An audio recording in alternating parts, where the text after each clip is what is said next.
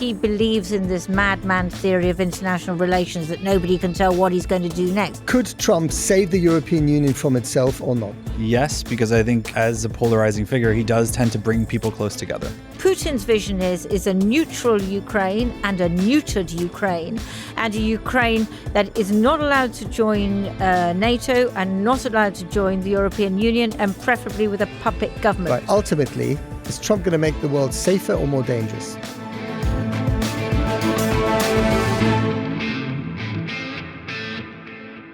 Hello and welcome to the American Fourcast. How will a second Donald Trump presidency change the world? It's a week since America voted to return him to the White House, and every day we're getting new reports of who will fill the top jobs.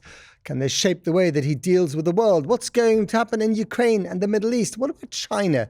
Will there be a trade war with China? Another one, a bigger one? What are the risks? Well, with me, Michael Martins, who worked in the Trump's first administration as a foreign policy advisor in the US Embassy here in London, and our very own international editor, Lindsey Hilsum. Welcome to you both. So, Michael, lots of stuff to discuss, lots of different topics. The world is watching Mar-a-Lago, which is a kind of billionaire's job center at the moment, from behind the sofa. Don't laugh, this is serious.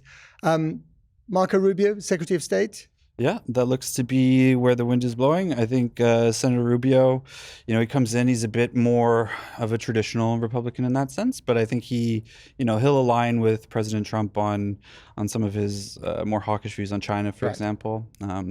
And I think ultimately, it does demonstrate that President Trump is a bit more organized this go around. We're starting to see this more. And trade tariffs are an issue that he ran on. He described tariffs as the most beautiful word in the English dictionary. So you expect him to raise those tariffs? I do. I think, when President Trump used to come to the UK and we would brief him, his big questions were always like, are there deficits? What is the deficit? What is defense spending? Things like this.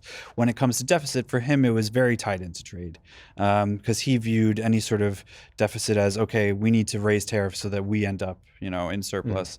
And as a result, this is something he, in his mind, understands, he believes in, and it's politically popular with his voters and his base. So, yeah, I could see this happening very early in his term. Lindsey, you know China well. You lived there for a few years. What are the Chinese thinking about this new administration and trade tariffs in particular? Well, they are obviously concerned about that, but they don't think that they necessarily have the disadvantage in that. I mean, they can also do trade tariffs the other way around. But they sell a lot more to America than America does to China. But I think that what they're mainly concerned about is this issue of instability and unpredictability, because what the Chinese like more than anything else is knowing what they're dealing with. Now, on the one hand, you can say they do know what they're dealing with because they've dealt with Trump before, but of course he believes in this madman theory of international relations that nobody can tell what he's going to do next. And that, I think, is what may be worrying them more than anything else. But is that one of his strengths, this unpredictability? Sometimes he's brutal, sometimes he's not. Are you going to get invited to play golf, or is it going to be something else? I do. I think it keeps, especially adversaries, it keeps them on their toes. I think, there's a school of thought that this might actually lead to a pause, a cessation of conflict in certain areas where, if you don't necessarily know how the U.S. will react, how stridently are you going to... It's constructive ambiguity. Yeah. Or maybe destructive ambiguity. Lindsey, do you think that would work? I mean, from the receiving end of that policy, are people impressed by that kind of unpredictability? I think people are made nervous of it, and the people who are most nervous of it are the Europeans, because the Europeans, they want America to be this solid ally. And I think that now they're looking at Trump and they're thinking, well, how much of an ally and how solid? Because of course, he makes a big play of this thing that he likes his friend, Kim Jong-un, his friend Putin. And he even says, I like President Xi. He never says anything nice about the Europeans. All he says is you've got to pay more for defense. And so I think that for the Europeans, that is a really big issue. Just quickly on China then. I mean, do you expect there to be a fully fledged trade war with China? Because we also know that Robert Lighthizer, the former czar of tariffs, I don't think he's been confirmed yet, but he may well be the future trade secretary. That would be bad news for those people who don't like tariffs. For those people who don't, yeah, I could see it, to be honest. President Trump usually when he comes in, well, his big moves are often first, right? Especially on trade. So I could see him starting that and not necessarily, it runs out of political mileage. So I could see him starting it, but I don't necessarily think it's going to be a massive escalation over 4 years. But the American consumer is the one who may end up paying the most for that. The irony and if that happens and inflation goes up because of trade war he starts, I think he's quite likely to tack away from it because, that's his base. That's what he's promised to do, is to bring prices down. And very few economists think that starting a trade war is going to bring prices down. I am not. I personally agree. I don't necessarily think like a tariff. It's a different type of tax, right? It just increases prices. But in practice, I think he'll be able to say, this is China's fault. Like, I've done this and they've retaliated. Also, the U.S. is such a big economy that, like, in practice, it could also just shift production closer to home. But in my opinion, like, personally, I don't necessarily think tariffs and trade wars end up benefiting anyone other than politicians advocating for them. Okay, let's say we've buried China, as it were, as a subject, not as a country or as a power. Let's move on to Europe. You started talking about Europe. I was struck by this scene last week. I think it was the day after the election. There was a summit in Budapest, and Keir Starmer, our prime minister, and President Zelensky looked very, very nervous and uneasy, even with each other. So we'll talk about Ukraine in a minute. But first of all, Europe, okay? So if you're a German car manufacturer and you're about to face 10 or 20% tariffs on your Mercs being sold to Florida, you're going to be in trouble. You're going to be very, very nervous. Also, you've got Elon Musk, who's producing electric cars, which the Germans aren't very good at. But not every European is going to hate Trump, right? Marine Le Pen, Giorgia Meloni, Viktor Orban, the AfD. I mean, question to you, Lindsey, does it accentuate the splits, the political fissures within the European Union? Definitely, because at that meeting, whereas you were saying, Starmer and Zelensky were looking so uncomfortable, Viktor Orban was looking like the cat who just drunk the cream, wasn't he? But it is all connected to Ukraine because it's about NATO as well. And that is, a big split. But let's start with the neuralgic attitude of Trump towards the EU. He's never liked the EU much. Why is that? Because he sees it as a trade bloc that rivals America. Does he want to destroy the EU? Or does he want to see it crumble? I don't think he wants to see it crumble. I just think he is trying to find leverage over it. I agree with you. I think a lot of it is a meeting of peers in terms of market size when it comes to trade. And, he likes to be the winning party. Okay. So the UK, having left the EU, we're kind of without a gang at the moment, aren't we? We're not in the EU gang. The special relationship, well, it's got its, I mean, first of all, it's the crack cocaine of diplomacy for Brits anyway. Americans are slightly kind of less enamored of it, but they pay deference to it. So are we now exposed in this country? Because special relationship could be very toxic for us. We're not part of the European gang. Specifically, Keir Starmer wants to align us more and more towards Europe, but every alignment might mean that the Americans say, well, you wanted that trade deal, chlorinated chicken, whatever, hormone beef, you're not going to get it. You're not going to get this deal if you get too close to Europe. Where do you see this? I definitely think it makes it harder for Prime Minister Starmer. I think, as you rightly point out, Starmer is trying to bring the UK a bit closer to the EU. At the same time, President Trump will come and probably, again, start talking about trade agreements between the US and the UK. If the UK is going to move more into the EU's orbit, that in President Trump's mind will likely mean a move away from the US. I think that'll make it more difficult, especially Starmer has also been making inroads into his own foreign policy doctrine. And he also offered Mr. Trump hearty congratulations. We've never offered hearty congratulations to anyone. What was that all about? Well, I think that was all about exactly that he knows he's between a rock and a hard place. And the only answer, I would say... Flattery. No, deploy the king. Yes, because of course. We know that President-elect Trump really likes the royal family. He was extremely respectful to the Queen. I think he would be respectful to King Charles as well. The king.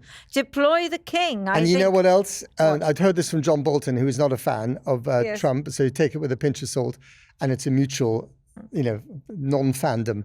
But he said Trump loves the title, and he loves the fact that it's Sir Keir Starmer. Well, Few, exactly. And he said, apparently, well, Boris has never had a title, Boris Johnson, that would be. So Sir Keir Starmer, together with King Charles III, that is a very potent mixture, potentially. Okay, let's move on to Ukraine. This is the big one, the important one. When I saw Zelensky back in January in his bunker in Kyiv, he said, I asked him about Trump and Trump's offer, promise, pledge to bring peace in 24 hours. And he said, well, we're open to what he's got to say. Let him come here to Kyiv to tell us about it. Yeah, but I think the key thing at the moment is that people are talking about territory. And I think there's one of the people closely allied with President-elect Trump has said, look, the Ukrainians have got to accept they've lost Donbass, they've lost Crimea. Territory isn't the point. Most of that territory is useless anyway. It's riddled with landmines. It'll take 700 years to clear. The point is, and the borders of Ukraine have moved many times over the centuries. Yeah. The issue is, where is Ukraine aligned? Because what Putin's vision is a neutral Ukraine and a neutered Ukraine, and a Ukraine that is not allowed to join NATO and not allowed to join the European Union, and preferably with a puppet government. Right. But for Zelensky and for Europe, the possibility of joining NATO and the EU has to be an essential part of it. And that, I think, is much more critical than lines on a map. I totally agree. And I think there's no way that Zelensky can sell any deal to his own people if it doesn't involve NATO or EU membership. Absolutely. And not just, maybe at some stage down the road, but I mean literally on Monday. Something very, very concrete that they can believe in. It could be Tuesday or Wednesday, but they've got to believe in it. What do you think, Michael? I agree with that. I think the president will come in and think of it like, how does this benefit him?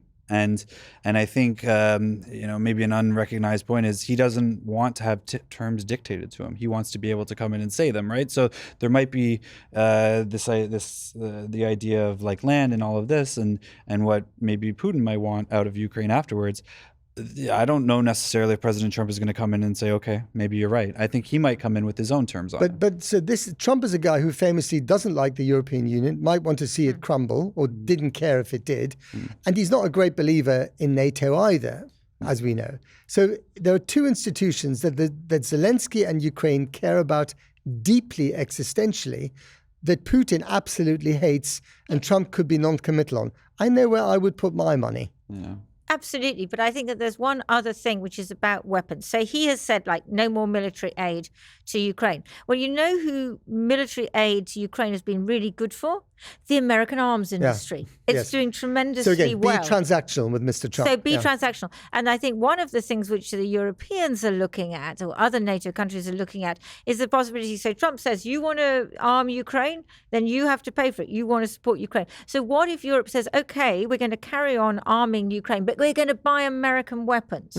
That's the kind of deal, I think, that might see some way forward. So Michael, as someone who knows Trump and you've seen him in the conference room, you've seen him as he's being flattered, what is the kind of language, the kind of transactional offer that might persuade him that a Ukraine inside NATO and the EU would be a good idea and reflect well on him? Yeah, I think it's exactly this point about trade. Like, what are some of the jobs, the investment, the growth that's going to happen in America because of this? And equally, like, how is this going to not cost him and the U.S. government money in the future? And I think these are very thorny problems when it comes to a conflict like this.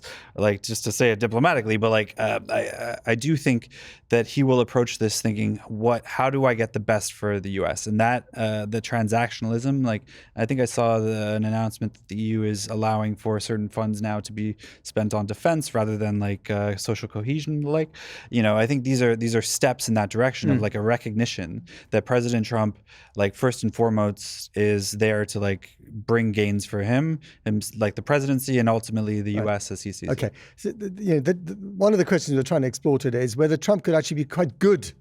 A lot of people think it'll be bad, but could be quite good for certain institutions, relations, situations. So let me ask you this. Could Trump's kind of, whatever they will be, red lines on Ukraine actually help to bring the war to an end in a way that is acceptable for all the sides involved? Yes or no? I think so, yeah. Lindsey?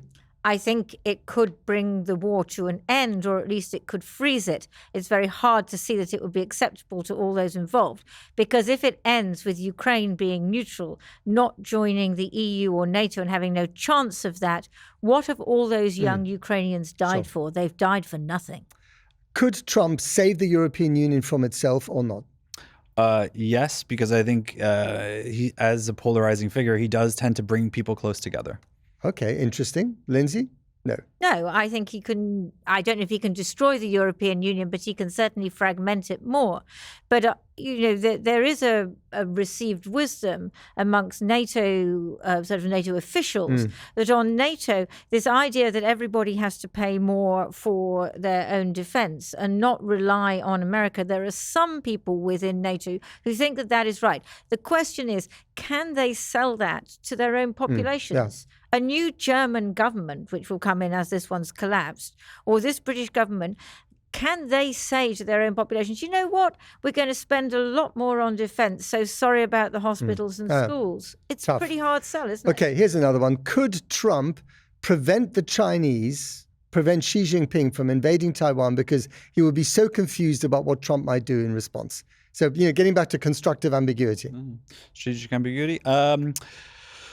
Yes, because I think there's a lot of doubt about whether or not he'll do it, but I don't think it's a certainty that he wouldn't. So I would say, yeah. That was sort of the case with Biden before as well, wasn't it? Until he destroyed Xi Jinping, the Chinese are very unlikely, I would say, to invade Taiwan. What they might do is a blockade, and that is a much more complicated thing, because then it's a denial of shipping rights and so on, but they can blockade Taiwan.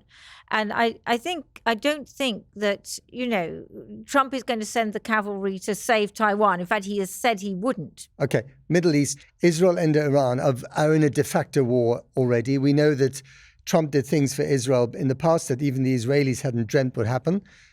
Will he basically, how far will he go on Israel's side, enabling them to fight Iran? Is he with them all the way, or does he not like that because it's too much, it's too dangerous? And will he allow the Israelis to annex the West Bank? First to you, Michael. Oh, those are big questions. I think he'll be more supportive than President Biden. I don't know how far. I don't think he wants the U.S. to be dragged into like boots on the ground type warfare.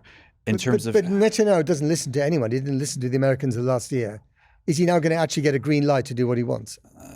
I think like the Trump uncertainty factor there might give Netanyahu a bit of pause on it, to be honest, because I think he's been able to play this game of chicken with President Biden and push the envelope and like ultimately, as you say, do what he wants. I don't know necessarily if he'll be able to do that with President Trump. I do think President Trump is a bit more of a firm negotiator in that sense. In terms of annexation of the West Bank, honestly, I don't know. And I don't want to make a stance on it. Sorry. Look, on Iran, if the Israelis want to attack the nuclear facilities, which are deep underground, they need American help. Yeah. President Trump has said that he doesn't want to start any new wars. So he might have to start a new war if he was going to aid the Israelis in making basically a decisive intervention in Iran. And he may be told by some of his advisors that however much they hate Iran, they could look back to what happened in Iraq when the Americans invaded, which was not that you woke up the next morning with this marvelous democracy that loved the Americans. What you woke up with was chaos, and that would be likely what you would have in Iran as well. You would have regime change. So I do think there will be people around him who may be pointing that out, and partly because you don't have the ideologues like John Bolton. On the West Bank, the right-wing members of the Israeli cabinet are already talking about 2025 being the year of annexing the West Bank. And when Trump was in power before, he agreed with them annexing East Jerusalem. He built a new embassy there. He agreed with them annexing the Golan Heights. In Golan Heights. Yeah, it was in West Jerusalem, but he agreed with the annexation of Jerusalem. He moved the embassy to Jerusalem. I think the chances of the government, the Israeli government, being allowed to annex the West Bank and possibly even start new settlements in Gaza, I think the chances of that are quite high. I mean, one interesting thing is Saudi Arabia, right? Because the Saudis have been making, we know that Mohammed bin Salman got on famously with Trump, and there was that famous meeting in the Oval Office where they pulled out the investment graphs, and then Jared Kushner was the architect of the Abraham Accords and so on. But it's interesting that the Saudis, just in the last few days, have been sort of cozying up to Tehran, at least rhetorically, even more after quite a few visits in the last year. And then for the first time, Mohammed bin Salman called what is going on in Gaza genocide. Yes. So How significant is that? I think it's pretty. I think that Mohammed Salman will be a very important person in all of this because Trump likes him. Of course, Jared Kushner, who was, MBS's best friend, he's no longer Got part lots of of the money administration. from him as well for but his I think investments, yeah. Maybe Don Jr. will start to play that role. Who knows? But I think that those Gulf countries, not just Mohammed bin Salman, but also the UAE and so on, I think that they will have a lot of sway with Trump and his people. And that is the thing that may moderate the policy on Israel. So maybe we might actually avoid a wider war in the Middle East with Trump in the White House. Yeah, I could see that happening, yeah. Okay. I love the fact that we're going to spend literally a few minutes talking about climate change. So we've got COP29 going on right now. I mean, they must be tearing their hair out. And I wonder if is the best hope for climate change, as the people who don't like it and want to do something about it, for net zero, is it a guy called Elon Musk who produces lots of electrical cars and might actually think that drill, baby, drill, which is one of Trump's many election slogans, goes against his own interests?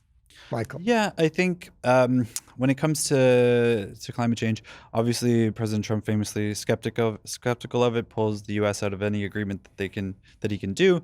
At the same time, when it comes to Elon Musk, he's benefiting a lot from the Inflation Reduction Act. Like for some of those big legislative pieces that suck investment into the U.S. on like the net zero front, depending on how Congress goes, I could see it coming more from the legislative rather than the president.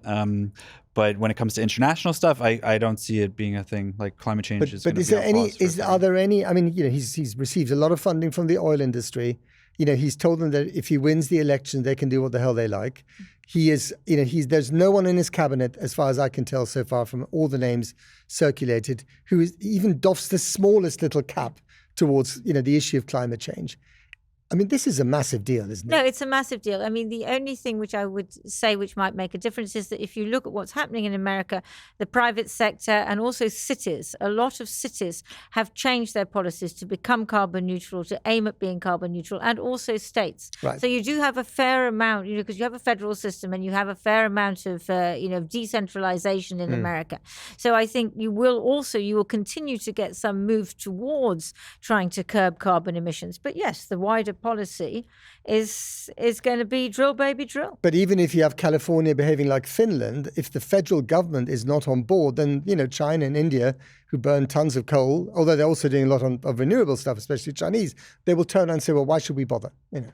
Or even this government, why should we bother? The only thing that would convince Trump, I would say, is what we said before, was Elon Musk saying this is good for business. So finally, final question. I spoke to a very senior member of the British military the other day, retired now, but he knows his stuff, and he said, let's not talk about World War III. We are already in the foothills of a World War III, which sounds very alarming. Is Trump going to make the world safer or more dangerous? I think more dangerous in the short term, but I think the long term more is dangerous in the short term. I think so, yeah, because I think he injects volatility, injects uncertainty amongst like allies and partners. There's always going to be a skepticism of like the credibility of America. I think the American government is so big and so like institutionalized and structured that ultimately like one man can't make huge differences. But I think the rhetoric will give pause for like, global norms in that sense. But I think, in the long term, you might end up having the same thing that happened with NATO, where he was so focused on 2% payments that now, like more than, I think it's 3/4 of NATO members hit their 2% with target. a helping hand from Mr. Putin.